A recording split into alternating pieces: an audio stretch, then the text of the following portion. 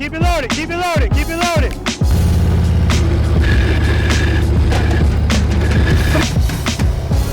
Very nice, I'm looking at the camera.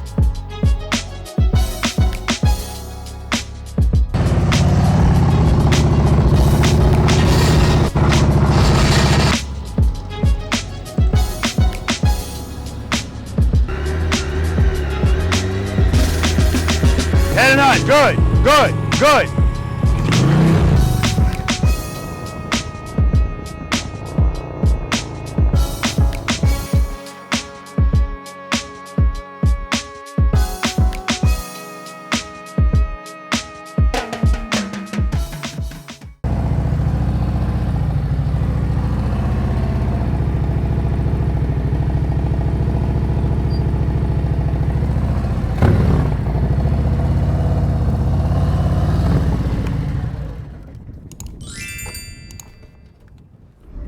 Preloaders, V.I.Preloaders, welcome back to the channel, guys. Always a pleasure to have you guys here with me. And you noticed by now, or at least you should, for those of you that are new to this channel, welcome to you as well. My name's Robert. I'm a retired NYPD Highway Patrol motorcycle lieutenant.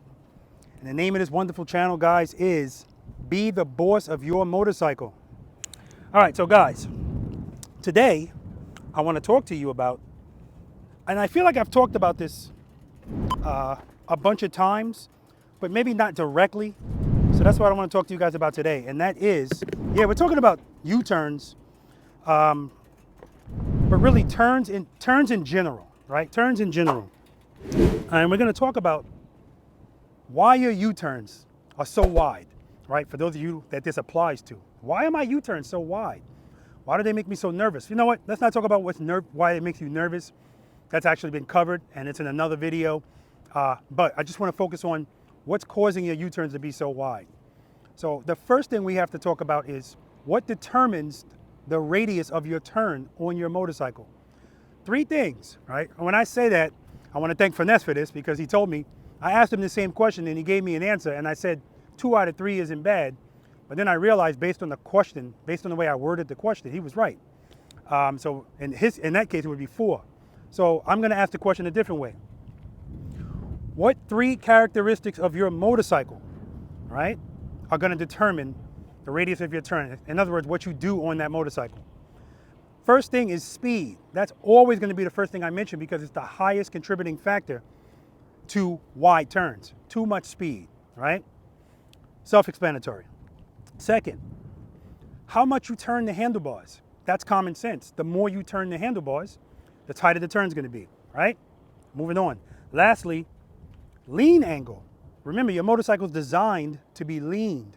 That's why the tires are rounded, right? And that's why if you have a wide tire, it's still designed to be leaned, but it's going to be harder to lean it, because you have to force it to get to the rounded part to then lean it easier, right?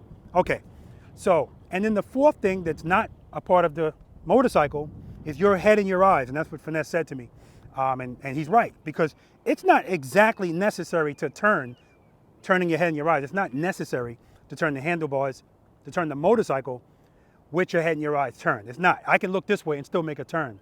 But it's going to be a lot easier for me to do it, and for you to do it if you struggle with this. It's definitely going to be a contributing factor to it being easier for you to make a turn. Okay, so you saw in the intro I was just making some U-turns, and I'm going to talk to you about those U-turns, and I'm going to demonstrate some U-turns to you. One of the most important things that we need to realize is, when you're going to make a U-turn, as you're approaching to make a U-turn, I'm talking about if you're not going to stop, find a speed that's comfortable for you, right? Forget about what's comfortable for you. Find an appropriate speed. That's a better way to say it. Find an appropriate speed, meaning you're not going too slow where you can't lean, and you're not going too fast where now you're going to make that turn very wide, right? So once we get our speed down, meaning preload your throttle. And for those of you that don't know what preload means, right? We preload and keep it loaded on this channel. Preloading your throttle is bringing your RPMs up so that they're elevated, all right? 1200, 1500, 1800, whatever it is, but we don't want it high. We don't want it too low. We want it elevated. Now, if you have a motorcycle where the idle is already high and it's smooth, you don't have to worry about that too much, right? But I know on my motorcycle, my Harley Davidsons, if I let my motorcycle just idle while it's moving, My motorcycle's going like this. And I damn sure don't want to feel that right before I'm getting ready to lean this thing over. So that's why I put my motorcycle's RPM up, elevated. That's preload. And I keep it there. That's keeping it loaded. All right, so now I have my throttle where I want it. Wherever I am in the friction zone, right, which is allowing me to be at that speed, I'm going to stay there, right? That's your goal. Your goal is to A, listen to your throttle, listen to what it sounds like, and your goal is to try to keep it there with your throttle hand. So once I'm there, I'm good. I'm in the friction zone, motorcycle's pulling me, right? That's the key word. It's pulling me because we want the motorcycle to pull us through the U-turn. We don't want to swoop through the U-turn, a momentum turn. We don't want that because you're going to have more control of your motorcycle in the friction zone. Okay, so once I find that spot in the friction zone, I'm going to stay there. Now at that point, guys, all I have to do is turn my head, turn my eyes, and then turn my handlebars. And depending on the turn, I don't have to, for the most part, guys, 18-foot U-turns or less, dragging boards, anything like that is not necessary. It's just not. So if I just want to make a regular U-turn within 24 feet, I already told you what you need to do. Bam, head and eyes, lean the motorcycle over and make the U-turn, all right? Now, if I want to tighten that U-turn up a little bit, what do I have to do? We just talked about what the contributing factors are. So either I'm going to have to turn the handlebars more, right? That'll tighten it up a little bit. If I want to tighten it up even more, turn the handlebars full lock. If I want to tighten it up even more, lean the motorcycle. And now I'm going to lean the motorcycle as tight as I want that turn to be within the motorcycle's limits, right? So if you put all of those things together, full lock, full lean, a speed slow enough where if you lean it all the way fully, it won't fall. That's how you get an extremely tight turn, dragging the boards and stuff like that. And that's why I tell you guys all the time that you can have your motorcycle just go in a circle, dragging the boards the whole way, right? You don't need speed. In other words, you don't need excessive speed. You just need consistent power to the rear wheel, right? Not just consistent, it has to be sufficient power to the rear wheel, okay? All right, so I'm gonna do a U-turn and I'm gonna do different variations of the U-turn and I'm gonna talk to you while I'm doing it. All right, let's do that. All right, guys, so for the first U-turn, I'm gonna come in here going faster than I should be. I'm not gonna use any rear brake. Let's see what happens.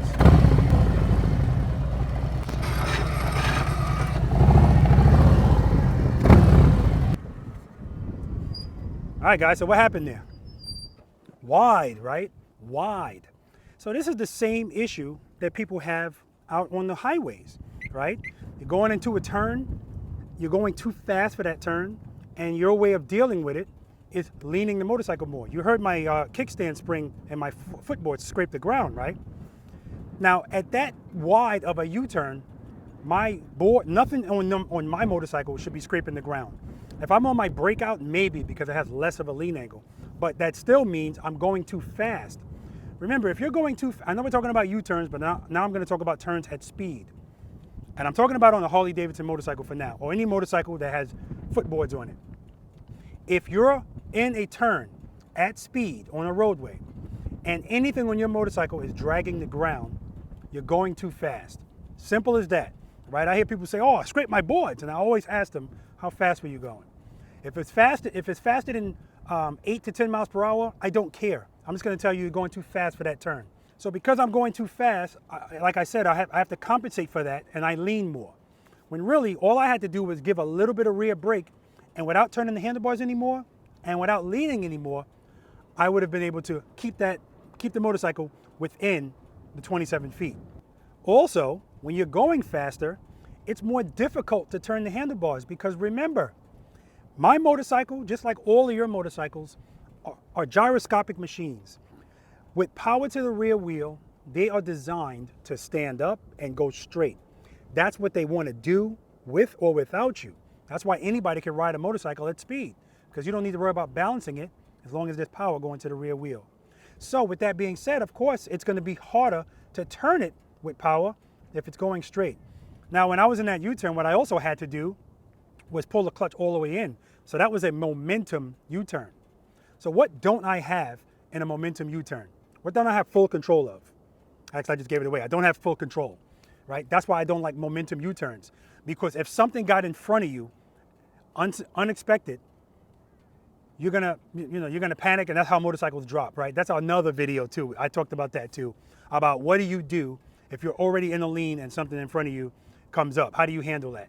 All right. One of the most important things about that is you should be head and eyes. If you were looking first, you probably wouldn't have committed to that turn anyway. But anyway, okay, guys. So now I'm gonna do that same U-turn, same speed. The only difference is I'm gonna introduce the rear brake at the top of the turn, not at the beginning, at the top when I realize I'm going too fast. All right, let's do that. All right, coming in fast. Turn, too fast, rear brake. And as I'm approaching that U-turn, I'm covering the rear brake, but I'm not applying it. As soon as I saw, head and eyes, I'm going too fast, a little bit of pressure, that's all I needed. And once I felt that, I actually felt my handlebars go like this when I gave it rear brake. Because without that, the speed wants to go straight, all right? Okay, now I'm gonna do the same thing, but I'm gonna approach at that same speed, but before I commit to the U-turn, I'm gonna apply a little bit of rear brake and I'm gonna drag it. Let's see what happens. All right, approaching at the speed, rear brake, head and eyes.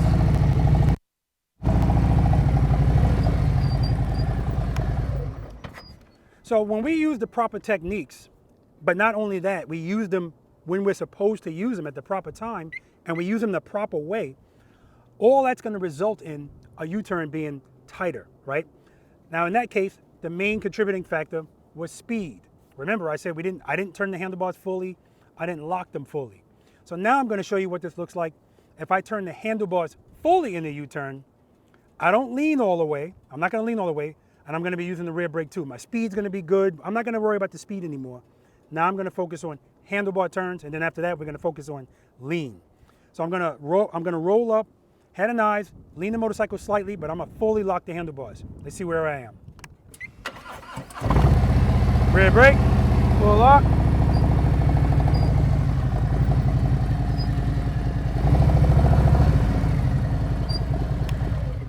Whoa, would you look at that? Barely lean the motorcycle, right? Barely lean the motorcycle. But just by being at the proper speed and fully turning the handlebars, I'm in 18 feet, right? I'm within 18 feet. Again, I tell you guys all the time, that's not necessary, but I want to show you how simple it is if you do want to do it.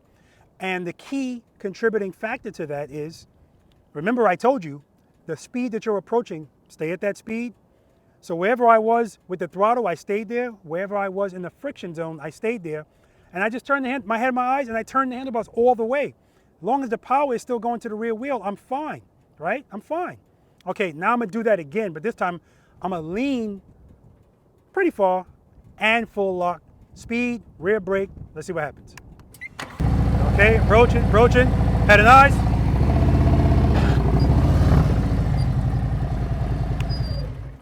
Okay, so now that brings up something else I want to talk to you guys about, right? Because now we're going to talk about lean.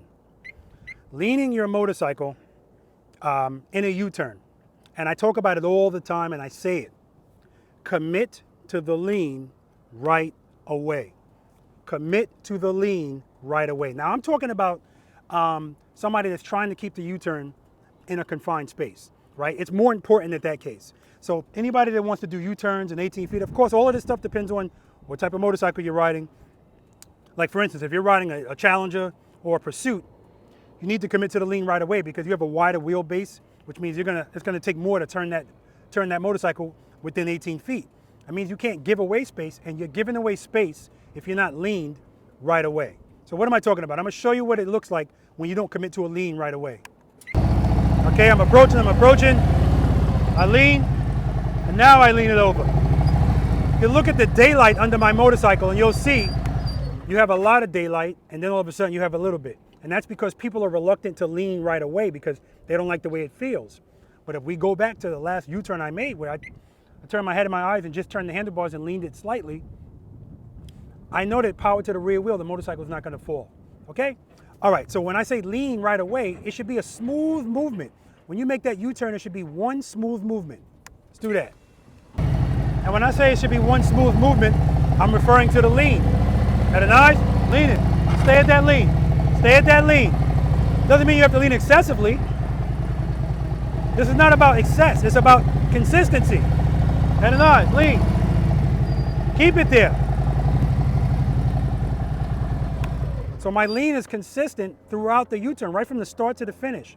That's also gonna make it easier for me to right the motorcycle at the end of the U-turn. So what a lot of people do is, especially when they're trying to do extremely tight U-turns, they don't commit right away, and then they commit at the last minute. And that's why when they get to the end, it's almost like a slingshot moment. It's like, they have to swoop the motorcycle through it. They have to swoop it and then bounce back up. And that's an example of not committing to the lean right away. That's why it scraped over there. We don't want that. Okay, let's talk about the rear brake. Robert, do you need to use the rear brake to make a tight U-turn? No, you don't. Let's do that. Okay, I'm approaching. No rear brake, head and eyes.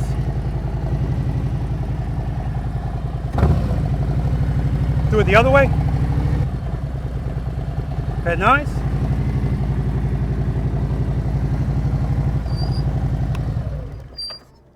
So, no, I don't need my rear brake to do it, but I'm probably going to use it. I already told you what the rear brake does for you at slow speeds in slow speed maneuvers.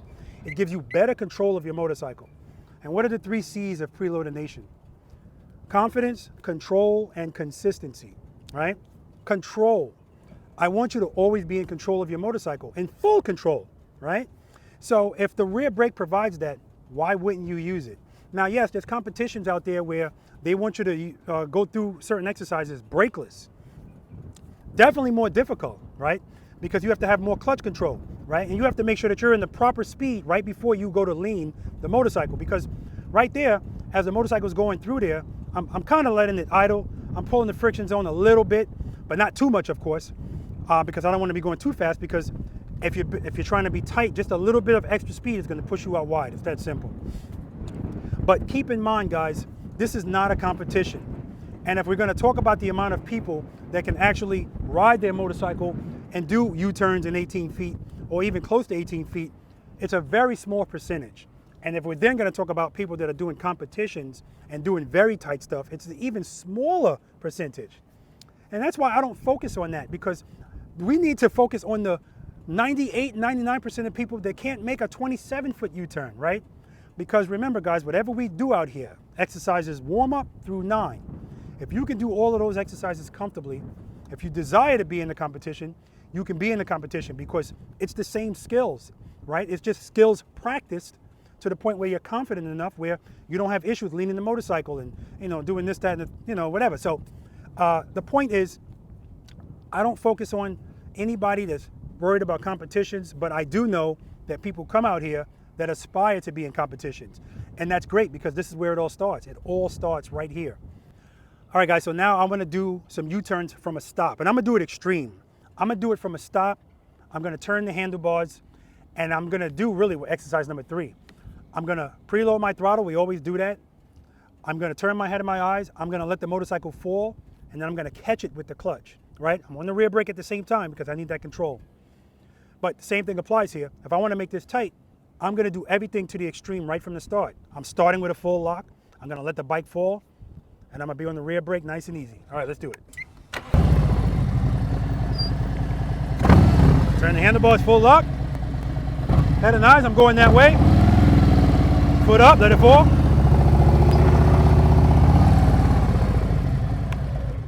Now, in order for me to do that with that much control and then come to a stop and right the motorcycle, I'm dragging the rear brake through that turn. Dragging it. You don't want too much pressure. So yes, trust me, I get it. I'm not expecting everybody to do that, to pick your foot up and let the bike fall while the handlebars are turned.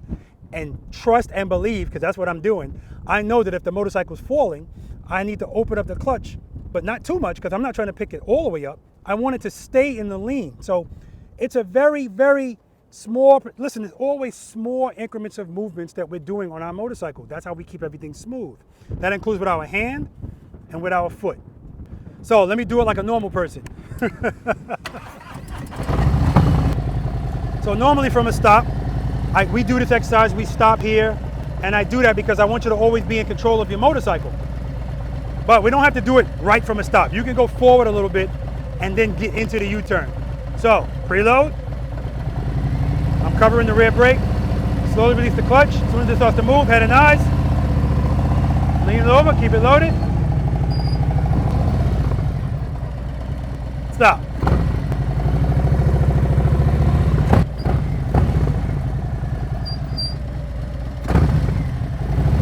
Had it nice?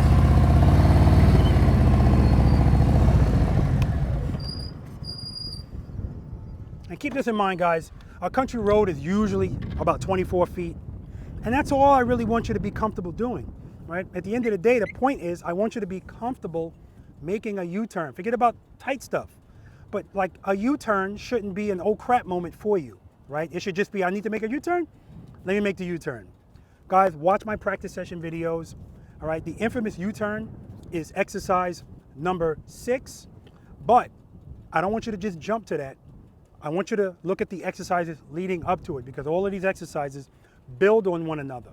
And it's supposed to be preparing you so that when you get to this exercise, you have a better understanding of what needs to be done with your motorcycle, and then you won't have as much fear or intimidation to get in here, lean this bike, and do what you need to do to turn it around, right? Because that's all we're doing is turning it around. All right, guys, listen, I appreciate you spending this time with me. It's always appreciated. I know there's anything you could be doing with your time, and the fact that you choose to spend a little bit of it with me, that's always appreciated. If you're not subscribed to this channel, please do so, guys. I mean, it definitely helps me out.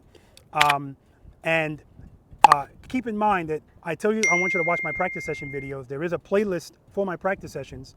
There's also a riding tips playlist. But the practice session videos are just packed with information. Why? Because it's not just me in the video doing stuff and talking to you about it. It's riders of all different skill levels practicing, getting coaching, and this is an each one teach one environment, so it's a great positive learning environment. Now, speaking of those people that come out here and practice with me, I'm in Pooler, Georgia. V.I.Preloaders practice with me out here for free. That's why I always ask people to please subscribe to this channel. And it's free. It doesn't cost you anything, and you get a ton of information from it. But there are people that do take it a step further, and they become V.I.Preloaders. That's a paid subscription. All right, that's $4.99 a month, and that allows them, among other perks, to come out here in Pooler, Georgia, and practice with me for free.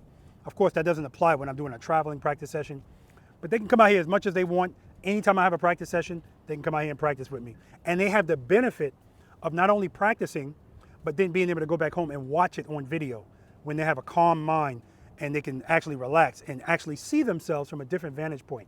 It's a huge, huge learning tool. It's a huge advantage to be able to see yourself from like a third person view. And guys, I have V.I.Preloaders from all over the world, so people don't just become V.I.Preloaders so they can come out here and practice. They do it because they want to further support what I'm doing here, and that's highly, highly appreciated. That's going to do it, guys. Listen, spend more time being thankful for the things that you have and less time complaining about the things that you don't. And what I say all the time, it's not cliche, it's not just a slogan, it's fact. Seat time, miles on your bike, how many years you've been riding, that doesn't mean a thing if you don't practice slow speed riding, right? It doesn't count. It doesn't. Period. Right? That's not my opinion. Right? There's people that have been doing that stuff for 5 decades, right? And they've been doing it wrong for 5 decades. And we should be growing as motorcycle riders. And if you're still apprehensive about doing something as simple as making a U-turn, you haven't grown at all. I don't care how long you've been riding. That's not a put down. That's a reality check. I want you to come out here and practice. Love you guys. Until next time.